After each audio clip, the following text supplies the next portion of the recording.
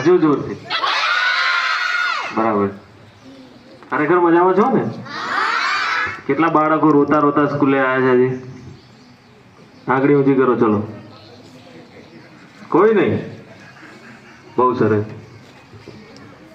આજના 2025ના શાળા પ્રવેશોત્સવ તથા કન્યા કેળવણી મહોત્સવમાં આજરોજ આ શાળાની જે પ્રવૃત્તિ જોઈ, શાળા પ્રવેશોત્સવની, એ જાણીને ખૂબ આનંદ થયો, ખૂબ ઉત્સાહ થયો.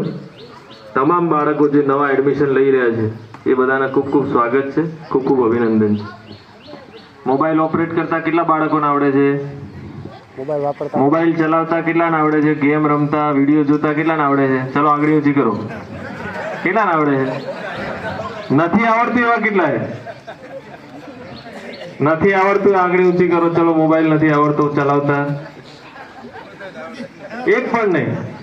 તો તમારા ઘરે તમારું શિક્ષણ કમ્પ્લીટ થયું છે, એનો મતલબ ટાઈમ પાસ કરતા તમને શીખવાડી દીધું છે.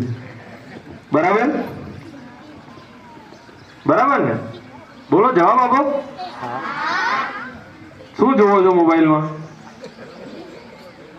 ગેમ, વિડીયો કે પછી પેલી રીલ્સ જોવો છો? હે? વાલીઓ બેઠા છે, વડીલો બેઠા છે, એમના આપણા જમાનામાં, એટલે તમારા જમાનામાં, પછી અમારી જનરેશન પણ એક આવી. એ જમાનામાં તો હતું નહીં દૂષણ, પરંતુ અત્યારે એક આ બહુ મહાપાય દૂષણ આવ્યું છે. મોબાઈલ બાળકોની જિંદગી અને સમય વેડફી રહ્યું છે. તો એક નમ્ર નિવેદન છે કે શક્ય હોય ત્યાં સુધી એનો રેગ્યુલેટેડ ઉપયોગ થાય. સાવ ના થાય એવું નહીં, પણ દેખરેખ હેઠળ ઉપયોગ થાય એવું એક ઘરનું એવું એક વાતાવરણ બનાવવામાં આવે કે જેથી બાળકો બિનજરૂરી, કારણ કે મોબાઈલથી અત્યારે અહીં બેઠા બેઠા ક્યાં કોન્ટેક્ટ થાય, શું થાય, એ શું પીરસી જાય આપણને ખબર ના પડે. એટલે આપણા ઘરના સંસ્કારો ક્યાંક બીજેથી સિંચન થતા હોય.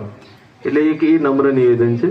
બીજું, બાળકો છે, શિક્ષણનો સ્ટાફ પૂરતો છે, એટલે એ પણ પોતે રસ લઈને બાળકોના કેરિયર બાબતે જે જરૂરી તમામ પ્રવૃત્તિ કરે. આટલી સરસ શાળા છે.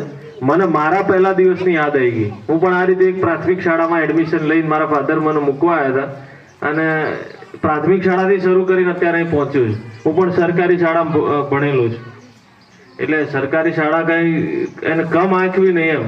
છેલ્લે બાળકના ધગસ અને વાલીઓની જે ઉત્સુકતા હોય છે બાળકને ભણવા બાબતેની, એ એક નિર્ભર કરતી હોય છે. એટલે આજે એડમિશન લઈ રહેલા તમામ બાળકોને ખૂબ ખૂબ અભિનંદન. વાલીઓને પણ ટકોર સાથે અભિનંદન કે મોબાઈલ બાબતે ધ્યાન રાખીને બાળકોના જીવન ઘડતર અને કેરિયર બાબતે કોન્સન્ટ્રેટ કરે.